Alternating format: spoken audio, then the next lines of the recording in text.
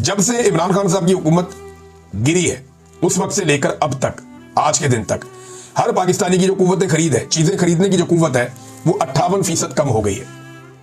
यानी 5,000 के अंदर पहले जो चीजें आप खरीदते थे वो अब आपको उससे महंगी खरीदनी पड़ती है। या आप ये कह लें जो चीजें पहले आप 2800 रुपए में ले आते थे अपने घर में, वो चीजें अब आप अपने घर लेकर आते हैं तो आपको 5,000 रुपए का नोट देना पड़ता है। इतना फर्क हो गया।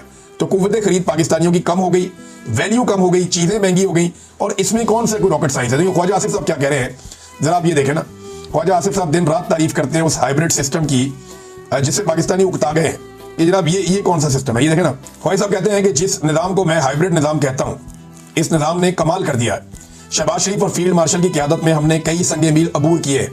हमने मईशत के नुक्ता नजर से कई नामुमकिन चीजें करके दिखाई हैं। फौज सरहदों की हिफाजत के साथ साथ बाकी मुल्क की भी आबियारी कर रही है और हमें माशी बहरान से बाहर निकाल कर ले आई है।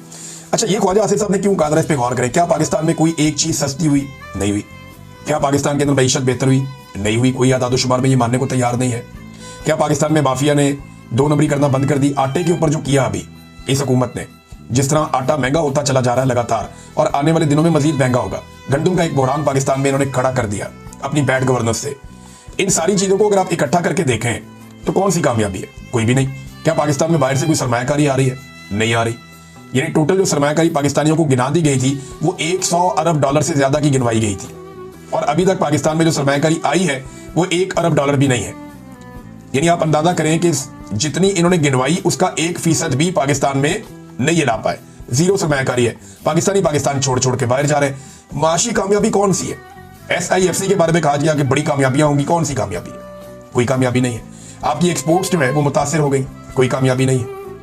आपकी जो कॉस्ट ऑफ प्रोडक्शन है पाकिस्तान में बढ़ गई है। कोई कामयाबी नहीं है।